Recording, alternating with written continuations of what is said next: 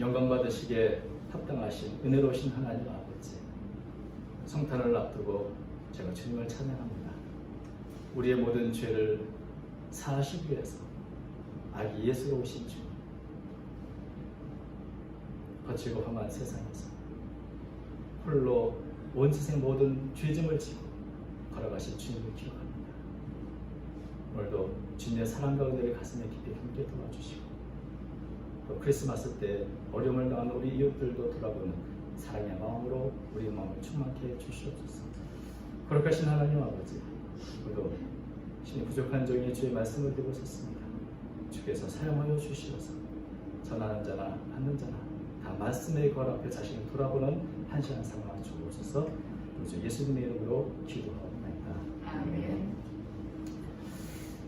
이번 주 토요일에 크리스마스인데, 크리스마스에는 참 아름다운 이야기들이 많이 있습니다.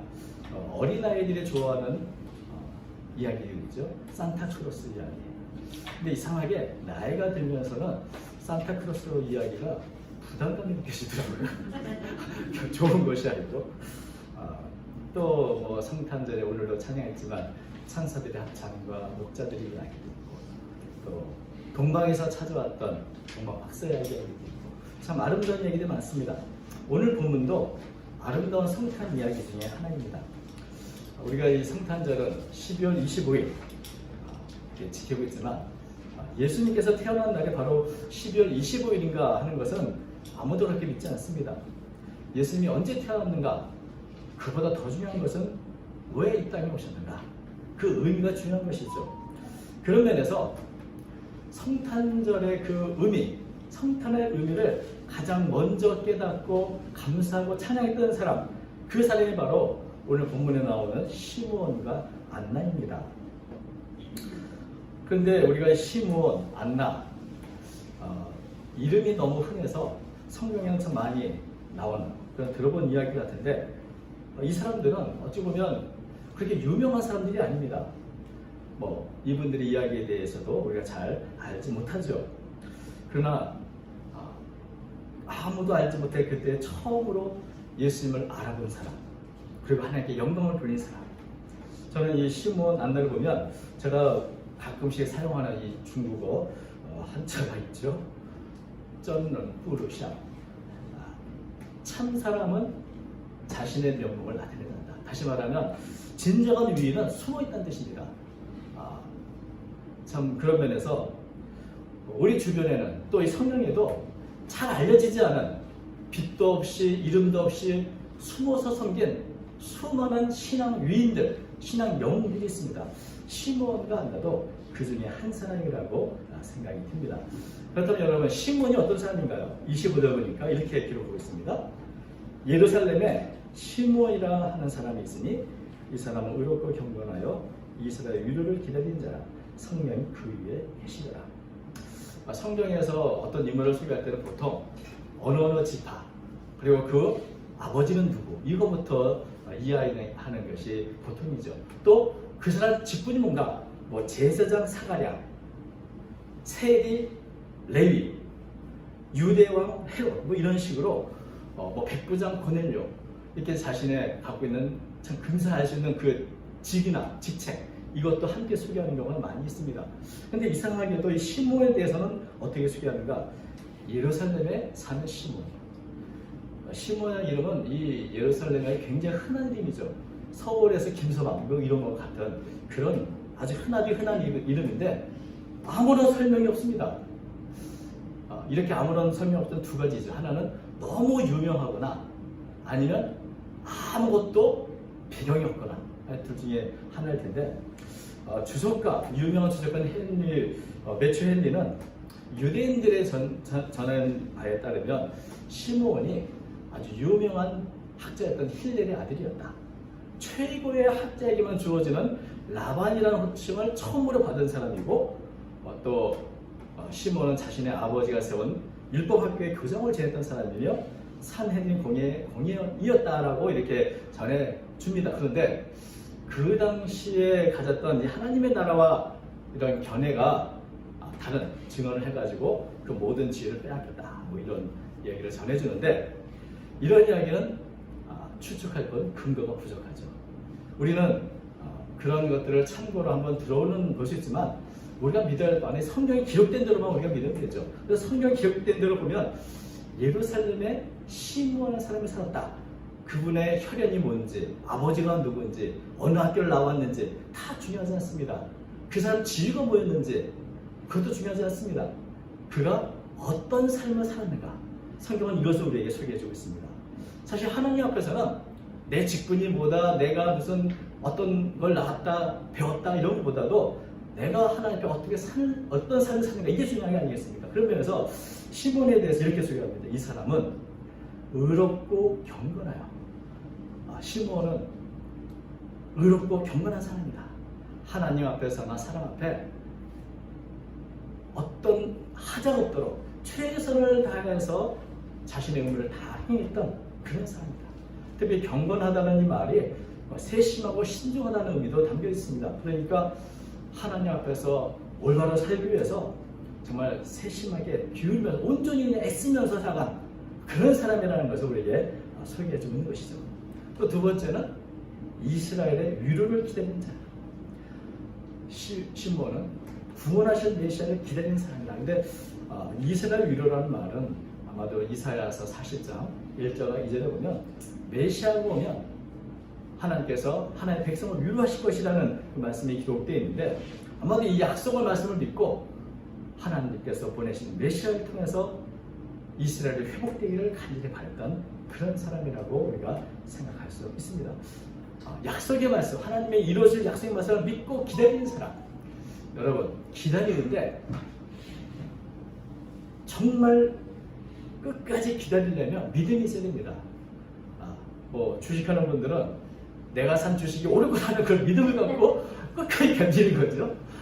또 우리가 하는 사업이 있다면 그것이 잘 될 거를 믿고 끝까지 견디려면 믿음이 필요합니다. 이 시므온은 그 하나님의 약속의 말씀을 믿고 기다리는 사람이었습니다. 기다리다가 참 끝까지 기다리기 쉽지 않은데 믿음이 흔들릴 때도 있고 의심을 하게 됩니다. 포기하게 됩니다. 그런데 이 시므온은 끝까지 이렇게 믿음을 갖고 가졌다. 기다리는 사람의 말 속에는 이 사람은 하나님의 말씀을 정말 믿고 신뢰하는 믿음의 사람이었다는 것을 우리가 알 수 있습니다. 세 번째는 성령이 그 위에 계시더라. 시므온은 성령님과 동행하는, 성령님이 함께 하시는 사람이다. 그래서 언제나 성령님의 인도를 받는 사람인데, 사실 오늘 본문에 보면 시므온과 관련해서 성령이라는 이 단어, 이 성령이 3번이나 언급됩니다. 오늘 25절도 성령이 그 위에 계시더라. 26절 성령의 지시를 받았다. 27절 성령의 감동으로. 그러니까 시므온은 그의 삶이 어떤지 모르지만 성령 충만한 사람은 언제나 성령의 인도를 받고 성령에 순종하고 성령의 지시를 받고 그렇게 사는 삶이었다는 것입니다. 어떤 배경을 가졌는지 알지 못하지만 적어도 시므온은 이렇게 하나님 앞에 진실되게 경건하게 살았고 믿음을 갖고 소망을 갖고 하나님의 약속을 바라봤으며, 그리고 무엇보다 날마다 성령 충만한, 날마다 그렇게 살았던 사람이다. 그런데 특별한 성령의 지시를 받았는데 네가 그리스도를 보기 전에는 죽지 않을 것이다. 이런 계시를 받았습니다. 이걸 보면 성령께서 하시는 말씀을 가슴에 담고 또 그 민감하게 성령 인도를 받았던 이런 사람인데, 바로 그렇기 때문에 시므온이 아기 예수님을 만날 수 있었던 겁니다. 27절 보니까 성령의 감동으로 성전에 들어가네. 마침 부모가 율법의 관례대로 행하고자 하여 그 아기 예수를 데리고 오자.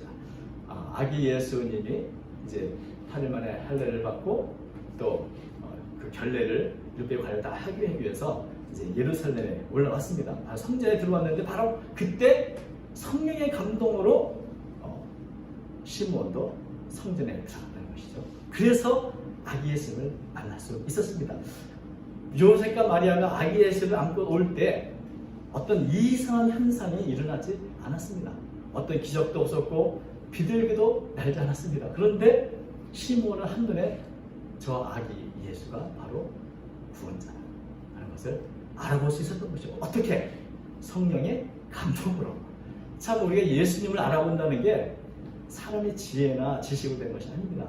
성령께서 감동하셔야 내가 예수님의 그 진면목, 그분이 하나님의 아들이시고 구세주를 알게 되는데, 아기 예수를 보고 시몬은 이렇게 고백을 합니다. 주제요, 이제는 말씀대로 종을 평안히 놓아주시는구나.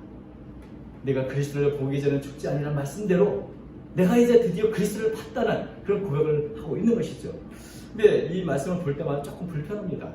그렇다면 이미 시몬 죽어야 되는 거 아니야? 그리스도를 만나면 좋은 일인데 만나면 이제 네가 죽게 되지 않을까? 참 그런 두려움이 있지 않겠는가? 그리스도를 만나는 게 과연 좋은 일인가 하는 생각도 듭니다. 그런데 우리가 생명이 연연할 때는 참 그렇지만 사명에 살고 사명에 죽는 사람은 가장 두려워하는 것은 내 사명을 다 감당하지 못할까. 그게 두려운 것이죠. 그런데 내가 내 사명을 다 감당할 수 있다면 죽어도 여한이 없다. 이렇게 되는 것입니다. 사도 바울은 주의 사명을 이르기까지는 내가 내 생명을 조금 더 귀한 것을 여기지 않는다는 그런 고백을 했는데, 시몬도 내가 그리스도를 기다리고 내가 그리스도를 만난다면 나는 죽어도 여한이 없다. 이런 고백을 사실 하고 있는 것이죠. 아무런 미련도 없이 평안하게 정말 눈을 감았습니다. 이런 고백을 하는 것입니다. 근데 우리 성경을 보면은 시몬이 이렇게 예수님을 만나고 나서 즉시 이 세상을 떠났을까요? 모르죠. 많은 사람들이 시몬의 나이가 많았을 것으로 이렇게 추정을 합니다만은 그것도 기록이 없으니 알 수가 없습니다. 사실 사명을 감당하고 이 땅을 떠나는 일은 나이와는 상관이 없습니다. 어떤 분은 젊어서 모든 사명을 마치고 떠날 수도 있고, 어떤 분은 늦게까지 정말 주신 사명 끝까지 감당하고 늦게까지 오래 사시다가 떠나는 분도 있습니다. 살리고 죽는 것은 그 주권이 하나님께 있는 것이죠. 시몬의 생명은 하나님께 달린 것이지 그것을 이러니 저러니 이렇게 우리가 해석할 이유가 없다는 것입니다. 다만 중요한 것은 시몬은 자신이 그렇게 고대하고 바랬던 대로 그 사명을, 그리스도를 만나보고 그리스도를 선포하는 그 사명을 다 했다는 사실을 우리 본문에서 알 수 있습니다. 그런데 시몬이 내가 메시아를 만났다라고, 메시아를 보았다라고 말하지 않고 뭐라고 말하냐면 내가 구원을 보았습니다라고 고백합니다. 30절, 내 눈이 주의 구원을 보았사오니. 지금 시몬이 보고 있는 것은 아주 작은, 얼마 안 된 가난한 영아인 예수님입니다. 그런데 그 아기를 시몬 본 게 아니라 그 아기가 앞으로 행할, 앞으로 이 아기를 통해서 이루어질 하나님의 나라, 하나님의 통치, 하나님의 구원을 바라봤던 것이죠. 눈에 보이는 것은 아기이지만 시몬이 바라보았던 것은 자신이 그토록 바라던 이스라엘 위로가 이 아기를 통해 성취되는 것을 미리 보고 기뻐할 수 있었다는 겁니다. 시몬이 바라볼 때 앞으로는 정말 너무나 아름다운 미래가 이 아기를 통해서 펼쳐질 것이다. 그것을 봤던 것이죠. 그렇기 때문에 자신의 생명에 대해서 그렇게 연연하지 않을 수 있었던 것입니다. 하나님의 앞으로 행하실 그 구원의 역사를 생생하게 느꼈던 사람인 것이죠. 이게 또 성령의 특별한 은혜라고 생각이 듭니다. 시몬이 바라본 구원은 어떤 것인가? 31절, 이는 만민 앞에 예비하신 것이요 이방을 비추는 빛이요 주의 백성 이스라엘 영광입니다. 이렇게 고백을 합니다.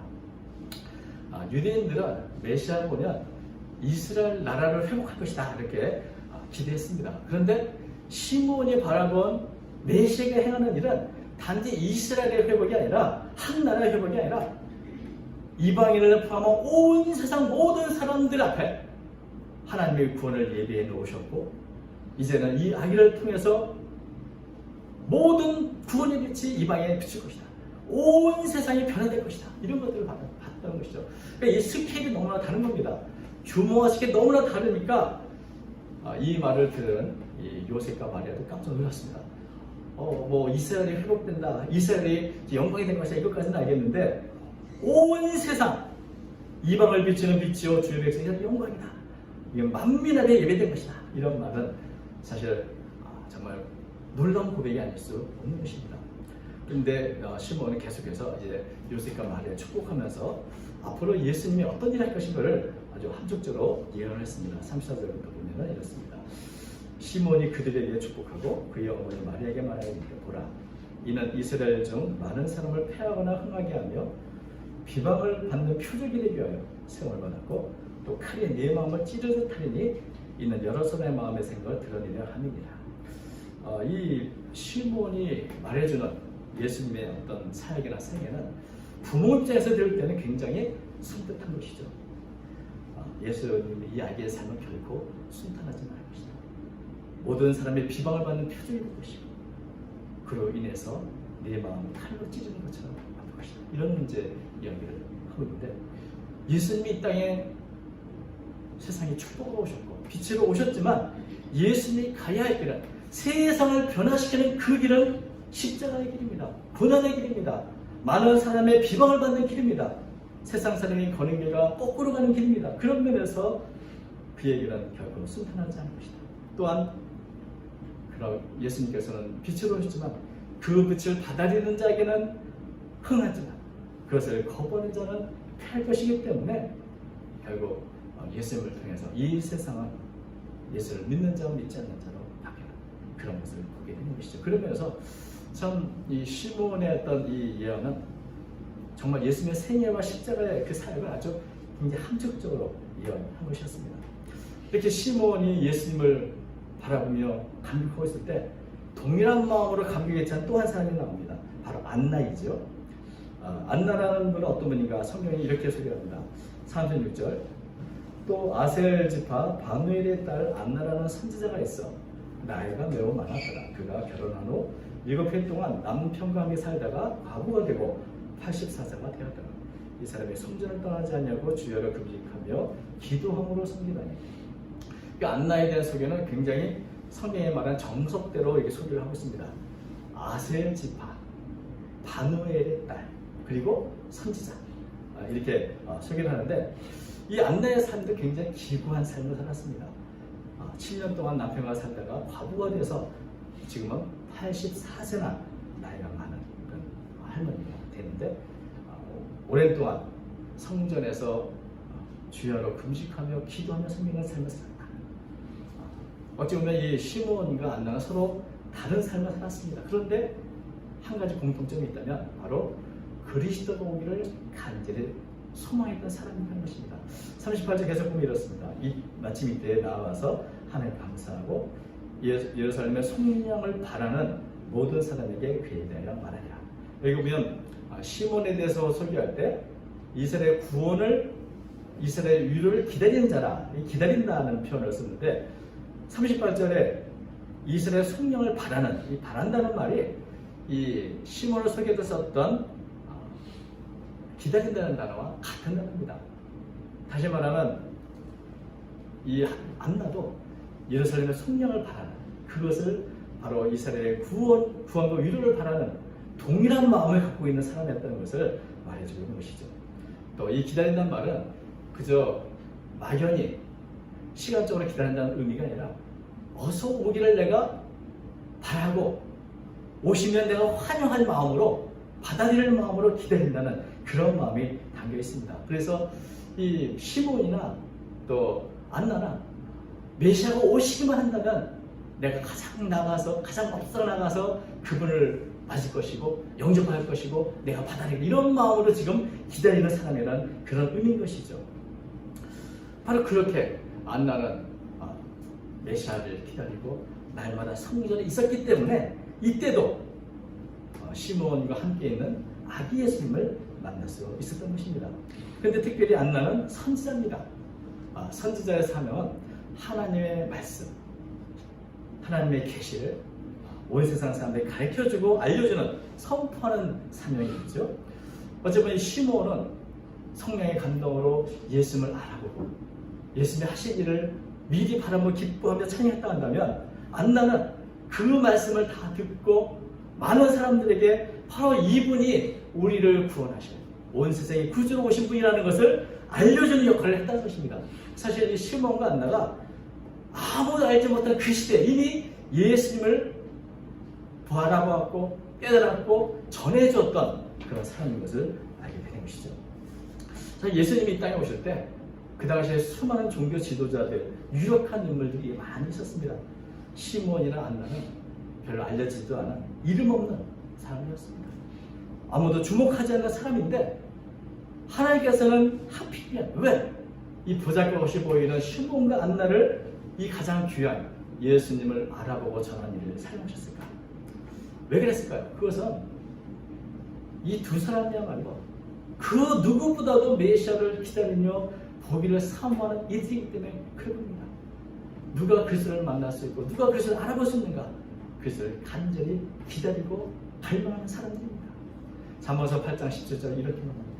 나를 사랑하는 자들이 나의 사랑을 이며 나를 간절히 찾는 자가 나를 만날 것입니다.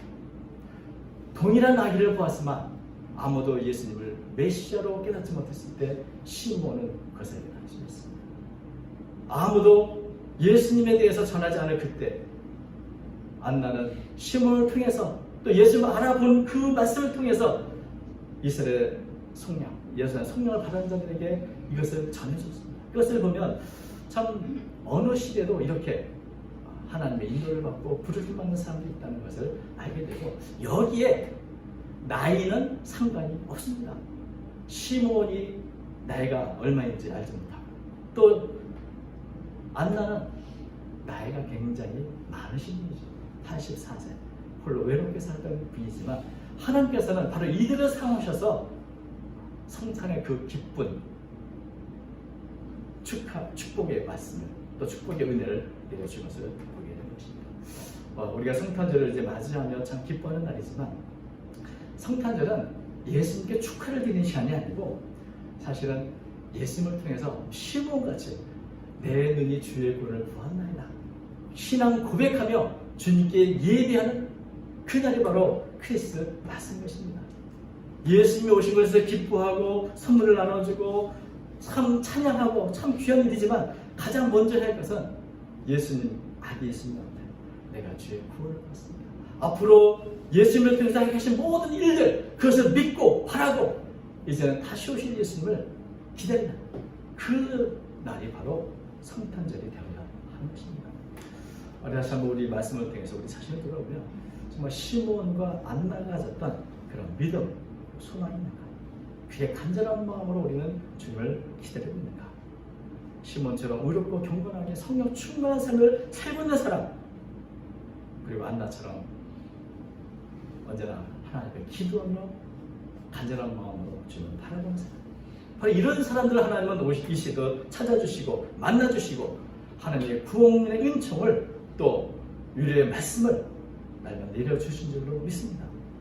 오늘 이 땅에 오신 예수님의 성탄절을 앞두고 그 의미를 묵상하는 그런 한 주간 되시기를 바랍니다. 그리고 이름 없이 빛 없이 우리도 섬기시는 주님 모든 성도들에게 특별한 하나님의 위로와 또 능력이 함께 하시기를 주의 이름으로 축원합니다.